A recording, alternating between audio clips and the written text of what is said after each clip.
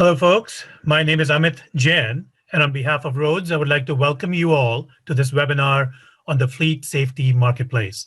Over the next 30 to 40 minutes, you will hear from three speakers, namely Dave Michelson, Ron Mayros, and myself. Quick intros. Dave has had over 30 years of experience in the commercial auto insurance industry. He was the CEO at National Interstate Corporation for 8 years.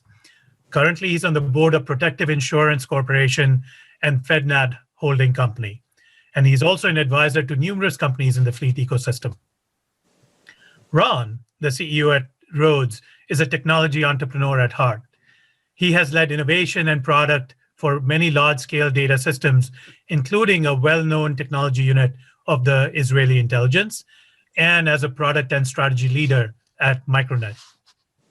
I am the COO at Roadz and have 20 plus years of experience in the IoT and connected fleet industry in various capacities. Actually, I started my professional career as a commercial lines underwriter at Liberty Mutual, but more recently, I was the architect at Verizon's mobile resource management strategy, which led to the creation of Verizon Connect, where I led strategy, business development, and product innovation teams. So in terms of the agenda, first, we will hold a fireside chat with Dave, followed by insights from the Roadz team. Ron and I will share with you what we have learned from fleets, analysts, and solution providers over the last couple of years, and what fleets want in 2021. We will also provide details on the fleet safety marketplace and how it can help insurers, agents, and fleets.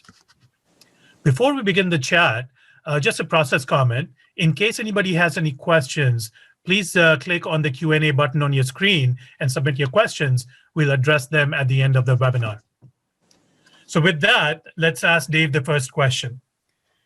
Dave, by virtue of you being in the industry for so long, and as the head of the insurance company, you have observed the safety culture at fleets for a long time. So why don't you share with us what you have seen in terms of what are the challenges when it comes to safety at fleets, and what are some of the best practices? Sure. Thank you, Amit. The challenges, first of all, there has to be the financial wherewithal to spend the money, to invest. And that starts at the top with a safety culture. The fleet safety director might be all in with wanting to instill best practices and install technology and, better training. But if there's not the financial support and the interest from the top in the ownership, then that could be a bottleneck and be a dead end. So the key is to, get to that leadership at the owner of that commercial auto business and persuade them, convince them, show them the light that their investments they will make in a top to bottom safety culture will create a strong ROI for them. And, the trucking industry, the commercial auto industry is a vital part of the economy. It's not going to go away. And so these businesses are challenged when there's economic, downturns, and convincing them to be able to and willing to spend the money for a strong ROI is one of the big gating issues. In terms of success, I think you asked me that as well. Best practices. It's one thing to invest the money buying a product or service. The other aspect, though, is how do you implement it, execute on it, and drive results. So, I could give you a number of examples, but one that I learned about years ago is a business invested in camera technology. And it was our assumption that the cameras were being used. Our loss prevention representative called on that client and found that the cameras were still sitting in the boxes on the floor of the shop. So clearly they weren't being used to drive KPIs and improve driver safety, et cetera. And so the key part for an insurance company in their partnering with their client is how do you verify that what's being bought in terms of product and service is being properly deployed and used? If it is, it will drive results. I've seen it happen. I know a lot of other commercial auto insurers have seen the same favorable results. Thank you. One question that I have for you about the involvement that you see of insurance carriers with providing technologies to fleets. In the past, Sure. Technology providers accessed directly to fleets. It still happens, but we see, at least from our side, more and more involvement of insurance carriers in that safety technology market. What do you see? You're right, Ron. Years ago, the insurance carriers kind of left it up to the owners of these businesses to find the technology they want, decide amongst a myriad of choices, and then implement it on their own. But as the commercial auto line of business has continued to struggle with underwriting losses for more than a decade now, commercial auto insurers realized that if they could provide the right solutions to the owners of these businesses, and the owners of these businesses implemented them properly, it could help both drive loss ratios down, as well as potentially strengthen the relationship between the commercial auto insurer and that customer and make that business stickier. In other words, increase the retention of that business. So yes, commercial auto insurers definitely doing it. They're trying to generate safety culture, right? So it could be things like distracted driving or driver behavior, cameras and ADAS, driver training modules, HR solutions where an owner of a business has a better way of screening potential drivers before they make the hiring decision, driver gamification software to make it fun for the drivers, or even things more granular like asset tracking and regulatory compliance.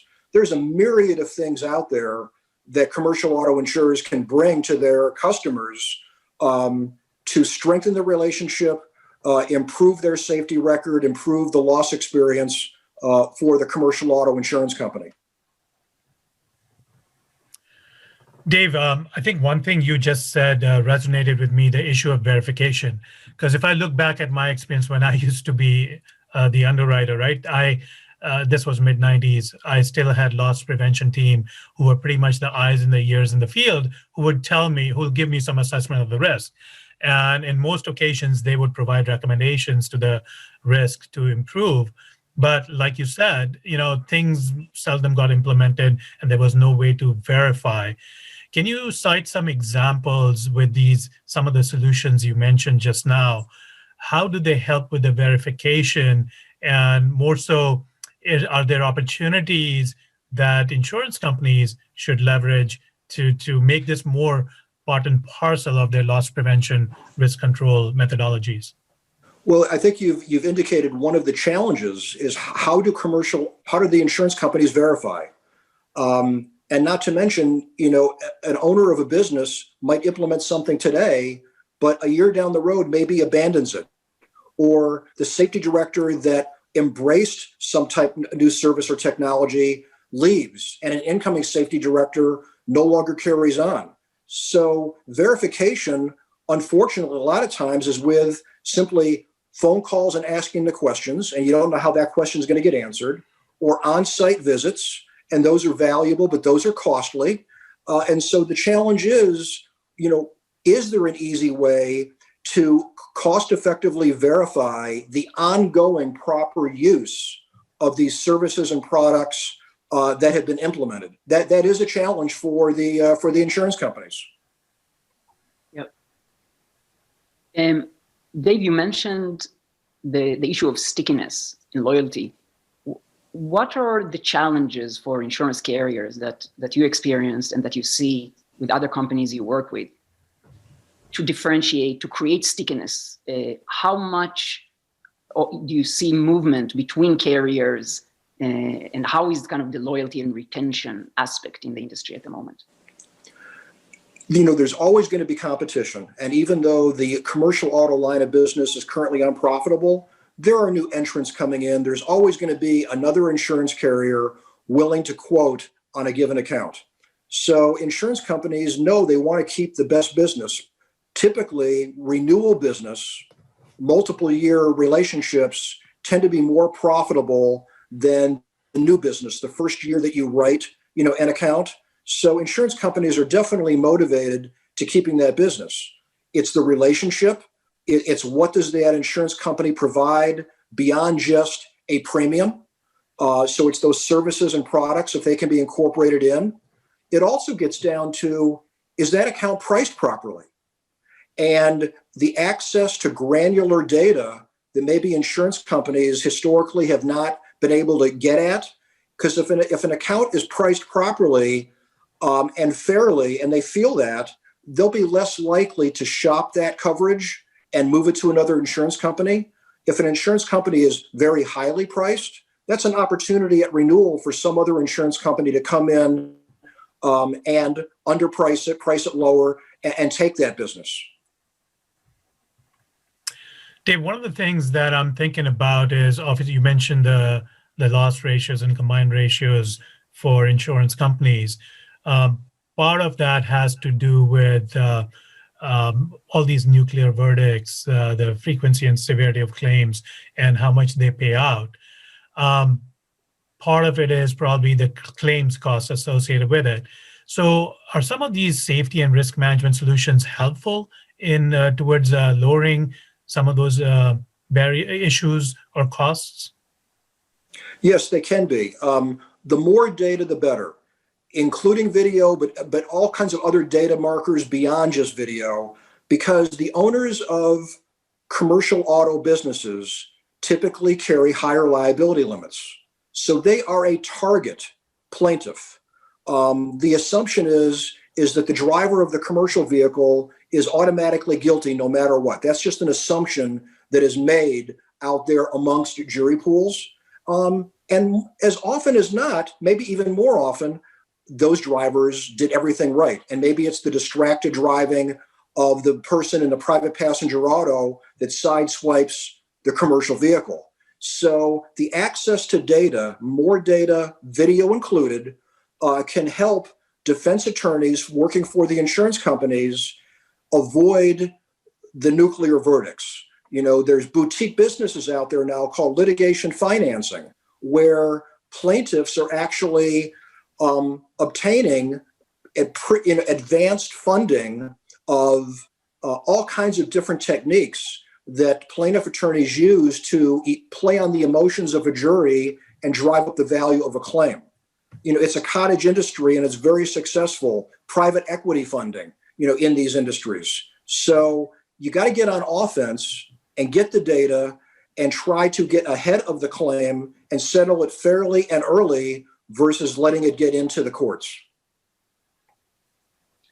Yeah, that's very interesting. You mentioned the types of data. One of the things we see in our conversations with insurance carriers is that some of the insurance carriers have moved to being more involved in trying to get data. Many of them have trouble getting into data. It's not trivial. But we see that at the moment, most insurance carriers are focused on device data, mostly from telematics in the commercial market, commercial lines. And it's interesting to see how more and more technology that you mentioned that are going into the market, including video, but others as well, like phone blocking and other technologies, driver training.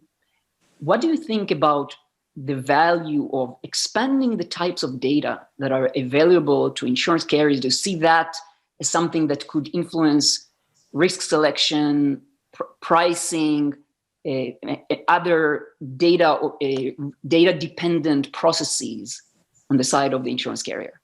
Yeah, it's an interesting question, Ron, because I think all the commercial auto insurers are looking for that next big thing, that next piece of data that differentiates them, that allows them to differentiate risk selection and pricing from their competitors. All the insurance companies want to price the best business the right way and let the business that they really don't want move all over to their competitors at the wrong price.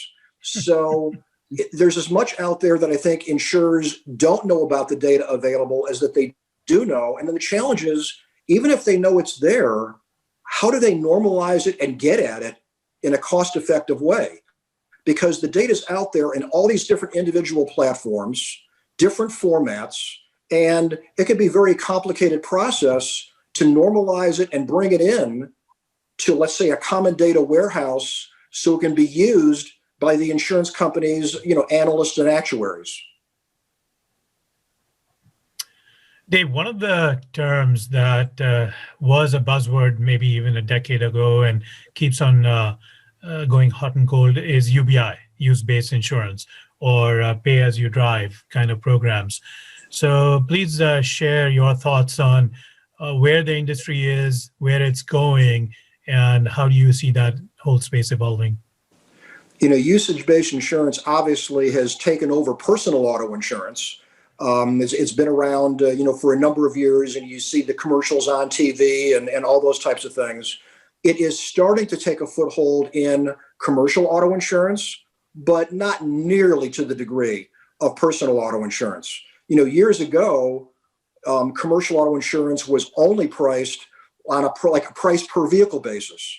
Well, what if a unit drives 30,000 miles a year versus 80,000 miles a year versus 150,000 miles a year? Should they all get the same price? It's a vehicle.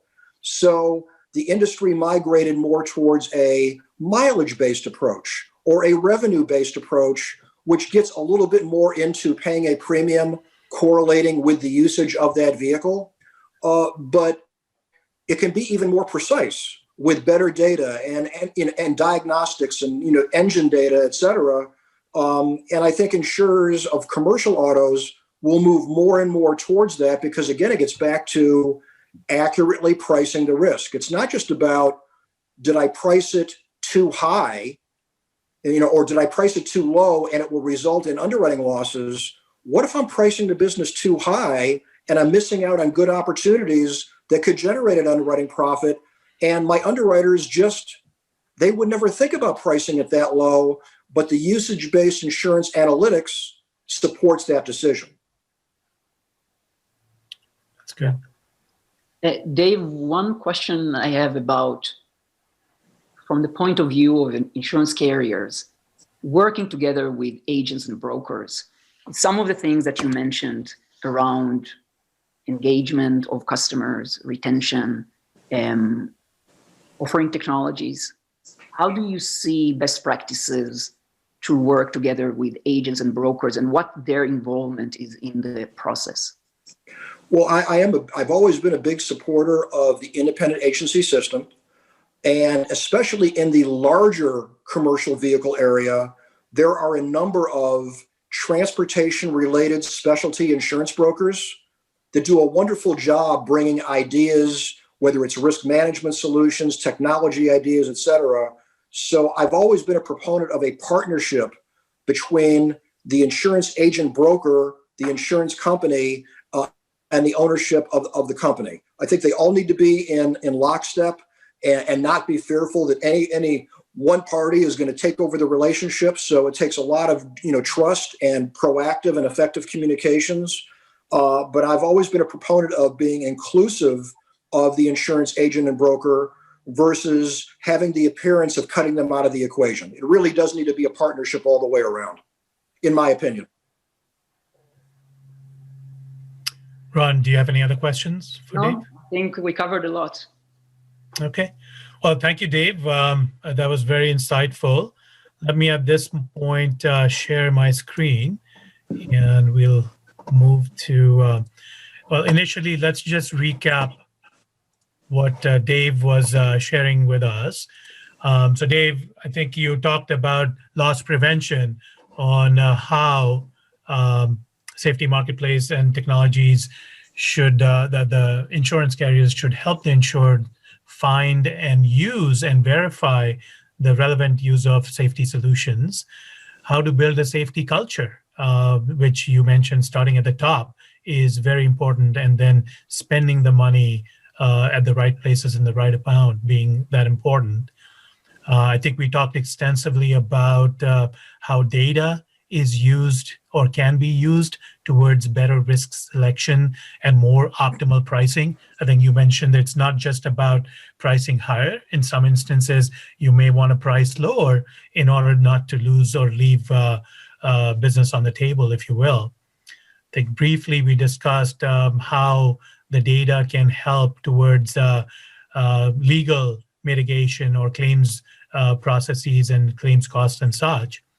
And last but not least is how it can help towards driving customer loyalty and retention. So in the next 15, 20 minutes, Ron and I will focus on these big points and share with you what we have learned from talking to analysts and people like Dave, fleets, as well as looked at a lot of the different research out there.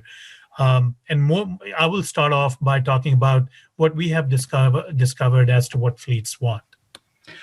So there's three big things that we have discovered when it comes to what fleets want. The first one being choice and relevance. Okay, and they're both intertwined and interconnected. When you think about the fleets come in all different shapes and sizes, right?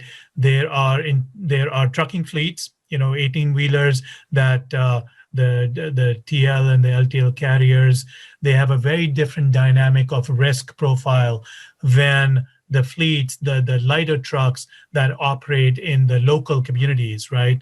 These are services like plumbing, electrician, lawn service, you name it, right?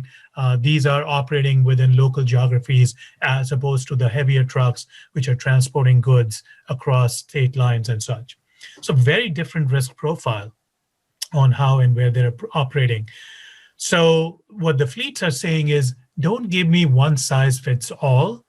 Give me a range of solutions and choices which are relevant to my use case, which are relevant to how my business operates and my risk profile, so I can improve my safety profile in the long run, right? And consequently, they want to receive lower premiums, but that's one of the reasons why they engage in the safety culture. Besides, obviously, the number one issue is they want to keep their people safe.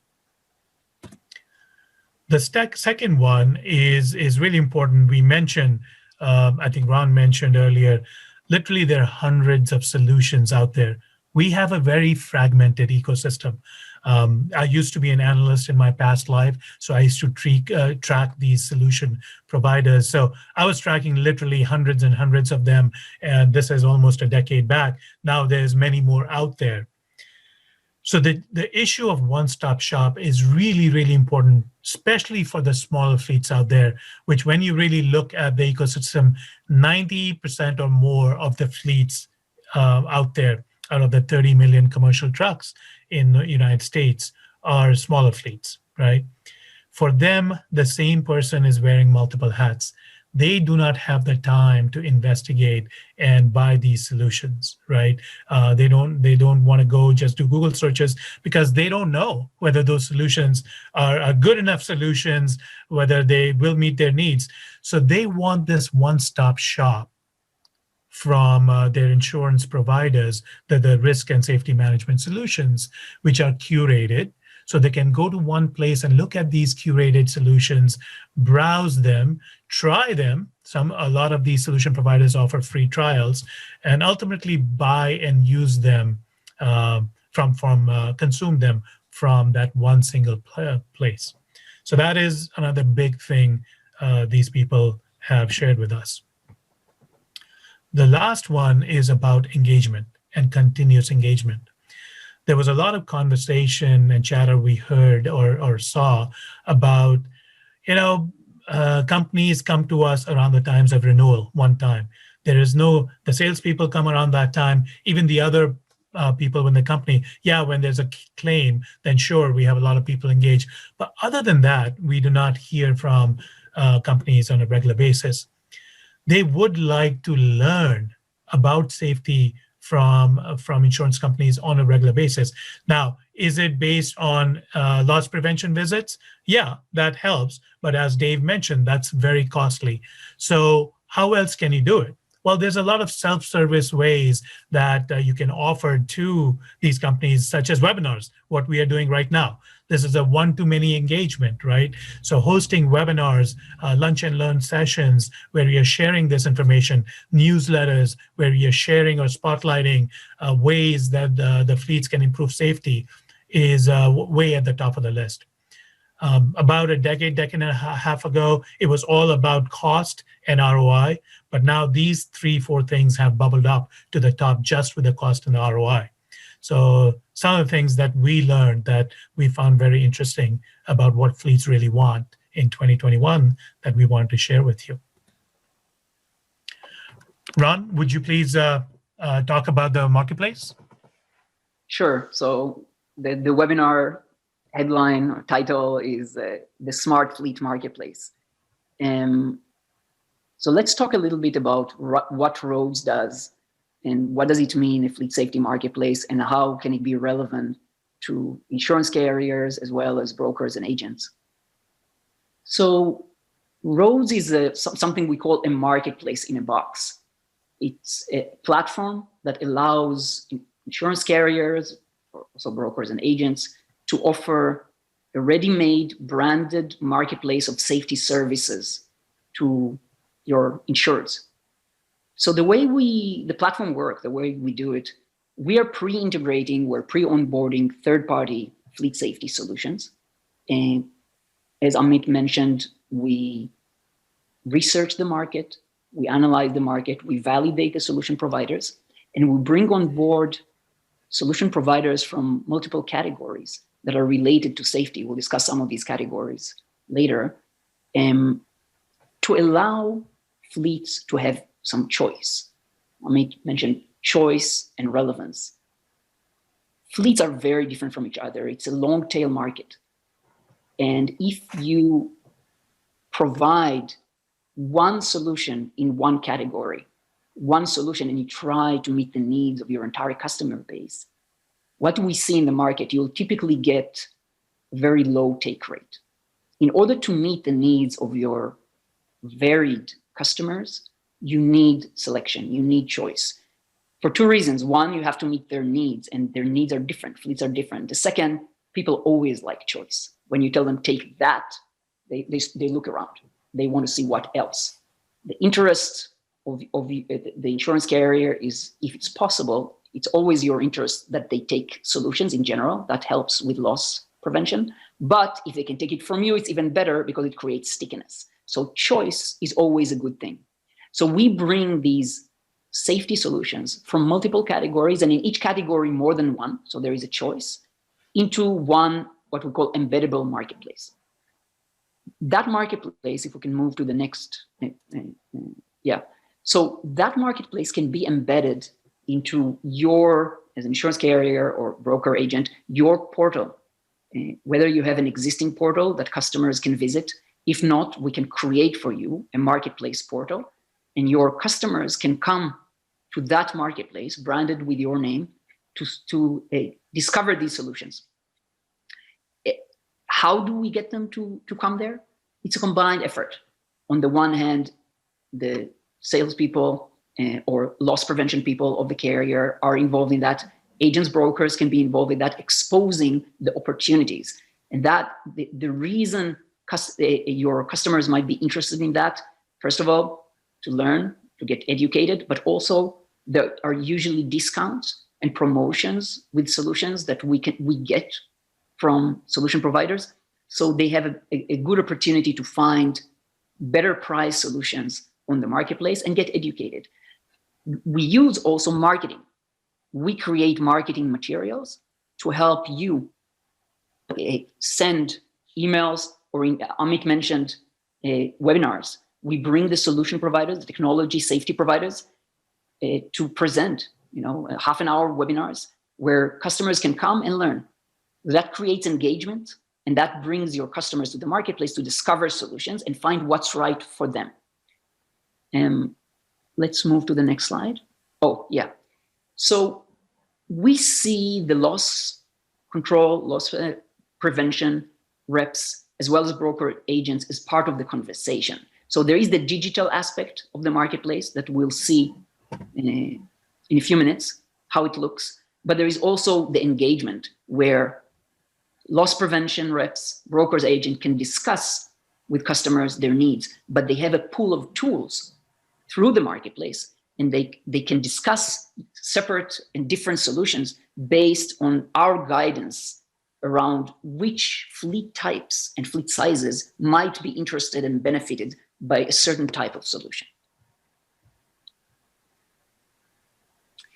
So why would you want to consider having, we call it hosting, your own branded marketplace of safety solutions? We covered quite a few of these points, but let's revisit them very quickly. One, offering choice, relevance, and one-stop. These are the things that we kept on hearing from fleets that they're interested in. So you can be the place where they find their needs. The second thing is lower loss ratios by helping them discover, buy, and use solutions. I think one of the points that Dave, you mentioned earlier, was about how do you know that really fleets are using the solutions? They might have a solution, they might buy a solution, but how do you know they're actually using it? When you have thousands of customers, how can you track that? One of the advantages of working with the Smart Fleet Marketplace is that we bring data from these solutions. So we can track whether a customer is actually using the solution or not. The marketplace is not only about offering the solutions and the selection, it's about pulling data from these solutions, making it available to you as an insurance carrier, and also tracking what's going on with the use of the solution. Access to data and improve risk selection and pricing. So I think we already mentioned insurance carriers are interested more and more in getting data. Some of them are already offering UBI. Some of them are just learning the process. But to be able to bring multiple data points from multiple providers in a normalized way, I think, Dave, you mentioned that's a challenge. And the marketplace platform has a data platform to it that is a normalization platform. We can bring data from multiple providers across categories, not only from telematics service providers and OEMs and boxes, but we can also bring data from phone blocking solutions, distracted driving solutions, driver training solutions, asset tracking solutions, multiple data points that can give you more visibility into how fleets are using safety solutions. Claims adjusting, I think you already covered, Dave and Amit, and stickiness and reduced churn. That's something that in our conversations with insurance carriers, leading insurance carriers that we're now working with, we see as it's a critical point. We do see more and more concerns around how to keep customers, and the fact that you provide additional value, not only the insurance, you provide these solutions at a discounted rate, you provide advice, educational webinars, that creates more stickiness and more loyalty.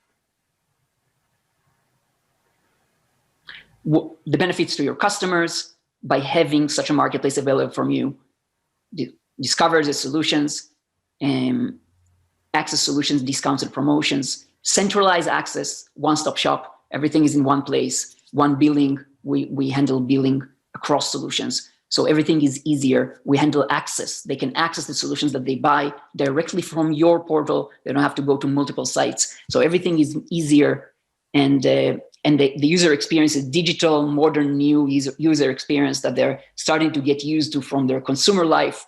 So it's easier for them to interact. So as you can see, I mentioned that we are pulling data from multiple solution providers that we integrated with. And these data points are being normalized on our data platform and are available to you to use for risk selection and pricing.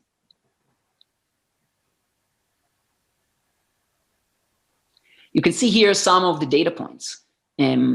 So some things that are more maybe familiar, like driver behavior or hard braking and acceleration, etc. Mileage, location, time of day, that can be very relevant for the right selection and based on the fleet profile and pricing. Phone usage, that is usually coming from different types of providers. Is the driver using the phone while driving? Roadside assistance can be relevant. Data from roadside assistance, we have such a category on this on the fleet safety marketplace. You get more visibility into actual events, even if they never turn to a big accident that is reported somewhere, you get a visibility to data from roadside assistance, driver screening data. What are the results? We have quite really interesting solution providers that help get the right drivers. You can get visibility to their data. That process of selecting drivers becomes more and more based on data, and there are analytics that are provided around that. Driver training, are drivers really doing their training, and what are the results of the training? Videos, ADAS data, live real-time ADAS data, and seatbelt data. So these are types of data that can be provided over time. Some of them are more available, some of them are available from some of the providers, but can give you a better picture about your insurance. Yeah, I just want to add to that, Ron. Again, based on my past experiences, when I used to be an underwriter, the only data available to me was the driver MVR records, the historical loss experience of that particular fleet, and the credit report. That's pretty much what I used to base my underwriting decisions on, but this is about 15 years ago. As Ron mentioned, now you have literally the insight as to how a driver drives on a daily basis. Harsh cornering events, harsh acceleration, hard braking events. Are they making left turns? Are they wearing the seat belt or not? Right? This is much more apropos there's much more direct correlation with the frequency and severity of the accidents, as studies have shown, rather than just the credit history of a person, even though I'm sure there is a correlation there, but a much stronger correlation between these things. The driver screening that Ron mentioned, right? So this company does a behavioral profile before the driver is actually hired by the company. So they take a quick 8 to 10 minute survey, and based on that, the profile has come. The results that this company has shown to the fleets is amazing. What they have seen is literally the accident caused by a pool of drivers that were pre-selected based on these behavioral profiles versus others. It's just night and day. It's like almost 80 to 100% improvement in the risk profile of these drivers based on some of the case studies that they had shared with us. So it's amazing what you can do today with the data in better selecting the risk and better pricing the risk, if you will. Amit, would you like to talk to the categories a little bit? Yeah, sure. I think Dave mentioned these categories earlier. So, and Ron and I have been talking about them, but we have literally over 40 categories of solutions that we are onboarding or pre-integrating onto our marketplace platform. For the insurance segment, though, all the categories may not be relevant. So what we are highlighting here are some of the categories which are really related to safety and risk management. So we mentioned driver behavior, right? So this is where there are some solution providers we have that look at how the drivers are driving. So the main things I mentioned around harsh cornering, harsh braking, all those events, and they are then serving up training modules which are related to the things or the incidents that that particular driver is exhibiting. Right? Most times what happens is companies just offer training programs to the drivers, which has no relationship to what their needs are. What are the things they really need to improve on, right? So there are these solutions out there that allow the companies, the fleets, to customize the training programs based on the precise driver need and behavior, right? So that is in that category. Telematics, I think a lot of you guys are familiar with. That is where the location, the speeding events, the other sort of behavioral harsh cornering events and all those come into play. So that just gives you the insight. Accident reconstruction goes without saying. You can use some of that, these types of solutions towards claim adjusting and as Dave mentioned, in litigation support and things of that nature. Driver coaching really goes to driver training. So there are applications that we have which are geared towards certain types of fleets. So there are very specific modules or training for the long haul fleets, that the 18-wheelers that go interstate, versus training programs for the local service and delivery fleets. So there is bifurcation of training programs based on that. Those types of solutions we have in driver coaching. Video analytics goes without saying. You take the feeds coming from camera, and you're not only looking at outside facing events of what's happening when somebody gets into an accident or other things, but the cameras are facing inwards and looking at the driver's face and seeing, is the driver distracted? Right? And again, a fleet manager, a safety manager does not have a time to review hundreds and thousands of videos that come depending on the size of your fleet.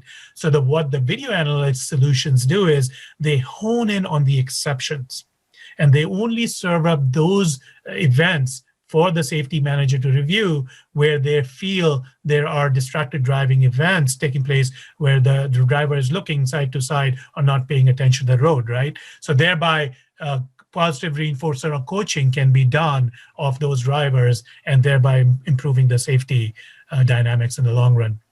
Let's move on to, at this point, to a quick demo of our marketplace.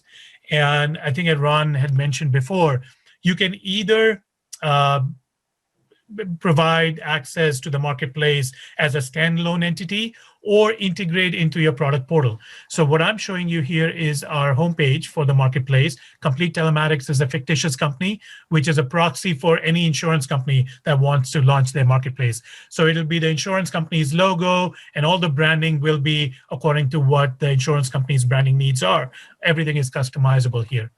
If you do want to put this into your own interface, you just add a marketplace button on your navigation menu. So when your insured come to your own portal, they can click on that and they come to this homepage, if you will.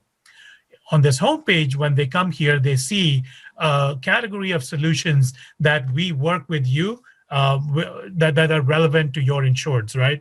So we have, like I said, tracking over 40 different categories, but not every category will be interesting or important for your particular customers. So we pick and choose the categories which are relevant and expose them to your customers. So when your customers come to your marketplace, they do three things. They can browse these curated solutions, which we established is a challenge for them. They can buy these solutions directly from this one-stop shop. And last but not least, they can access the product portals of those third-party solutions directly from this marketplace. So let me quickly take you through one of them. Let's say they're interested in a roadside assistance product. So there's a card here. All of the solutions have their own solution cards. Once the insured will come in here, they'll see a short description, a longer description, a multimedia carousel, features and benefits, who is the right target audience, and some resources where like product spec sheets or marketing collateral that they can download from here. Once they review the solutions, they can do one of three things. They can either apply for a free trial, if that solution provider is offering that. They can buy the solution directly from here using an e-commerce buy flow, which is represented by this buy button. Or if they want to find out more about the solution and negotiate terms and conditions, they basically click on this request info button, just add a few basic things about the company, hit send, and basically at that point, the solution provider gets notified that this particular company is interested in buying your solution. Please trigger the sales process with them. Now, the e-commerce buy flow is triggered off the list price, where a solution provider can actually offer additional promotions and discounts if they want to. So everything is offered to them right here in one-stop shop. The e-commerce buy flow is simple, 3 screens. They go through the three screens. At the end of that, they end up buying the solution. So that's essentially what the marketplace offers and allows the company to browse and buy solutions. Last feature that I want to show you is with a simple click of a button, they can go inside the partner's product portal. That is key because we do the single sign-on integration with the partner solutions. So with a simple click of a button, an insured is now in the third-party solution. And what you observe here is they are still in your marketplace UI. So this goes to that stickiness because what you're offering them is that simple unified UI where they don't have to go anywhere else. They don't have to enter separate credentials. In one unified UI, they're able to keep on coming back to your portal to not only consume your own core solutions and services, but even third-party solutions directly from here. So very quickly, I want to show you, I'm not going to dwell too much on it. For every partner and every host of our marketplace, we offer our administrative portal. Here is where they come in, add solution cards. They do the leads management, subscriptions management. This is essentially where we have built a lot of our plumbing because in our industry, things change all the time. New drivers come in, other drivers go. Trucks are brought in, old trucks are disposed of, right? So any of those changes, ongoing subscription management is done from this single one-stop shop administrative portal. So it is very easy for us to grab that data and then help with the ongoing management of that particular insured, if you will. So that's as far as demo. Now let's move on to the questions, if you will. I'll stop sharing for a second and see what questions we have. So one question we have, besides cancellation or premium increase, what authority does the underwriter have to require the motor carrier use of risk management technology? Dave, do you want to take that one? Sure. It depends upon the state and what the insurance carrier has filed, with the insurance department as their underwriting requirements. So I don't think the answer is a one size fits all. And I would definitely advise insurance companies to explore this with their own counsel and regulatory compliance experts. But I think it would be state specific and what you've gotten approved by the insurance departments. Great. Other question we have is, do you, and this is directed to Dave, do you see today's hard insurance market making it more difficult for insurers to even get insurance, especially at an acceptable price, as an opportunity for insurers to negotiate for having greater involvement in the oversight or verification of the use of technology, especially when the insurer has financially participated in the purchase of the technology? I do think there's an opportunity for getting the customers to agree to effective implementation in today's environment where there are less options of affordable insurance premiums versus years ago when maybe we were in a soft market and there were plenty of options available where insurance companies did not push or insist upon those technologies being offered. So I do think it is a leverage point for insurance companies today. And the last question we have is, can't the underwriter require login access to these third-party systems? I would imagine there are some legal issues and privacy issues that you have to deal with, but Dave, Dave and Ron, either one, do you want to answer that? Yeah, well, as far as I'm aware of, that's something that is very, very unusual and probably not likely for, if the question was about a fleet, so an underwriter getting access either directly from the third-party solution without the knowledge of the insured, or if the expectation is that the insured will say, yes, get access to my account. In both cases, the likelihood of that happening is very, very low. The likelihood of a fleet, as they buy a solution from you, in the process, the marketplace, we haven't mentioned that, but the marketplace handles data rights. So when an insured buys a solution, a third-party safety solution on your marketplace, as they buy the solution as part of the process, there are legal agreements and they provide you the right to pull data from that solution provider. So that's a much smoother and easier process. As long as we can pull that data from the APIs of the third-party solution that they bought, we can provide you that data in a normalized way. That's a much higher chance to go to an insured and ask them to either give you their login to their account or go behind the back to the solution provider and ask access to the account itself, not likely to work. Okay, Dave, any other closing remarks about the industry or how the smart fleet marketplace can help the industry? Just more holistically, I would say that a couple areas that we didn't touch upon that much, but are pertinent to insurance companies and how they think about the risk and making the business sticky. One is a lot of these solutions on the marketplace help the fleet owners control expenses. So to the extent an insurance company or their agent and broker can bring cost-saving solutions to them, improve stickiness. And the second thing is all of the opportunities around safety and engagement. There is a driver shortage out there for the larger commercial fleet business. So to the extent the owner can engage with the driver and improve driver safety, it's going to lower driver turnover, which is more important in today's environment with a driver shortage. There's a big cost to go out and hire replacement drivers versus retaining who you have and maybe just getting into more training of them and salvaging them and turning them into one of your best drivers. So those would just be a couple points that I'd offer to supplement what we've already covered. Thank you. Well, thank you so much, Dave, for all your insights. They're very valuable. And thank you, everybody else, for joining today's webinar. If you have any questions you want to follow up, please go to roadz.com, roadz.com, and you can fill out the contact form and reach us through that. We are recording this webinar, so we will send a recording of the webinar to everybody as well.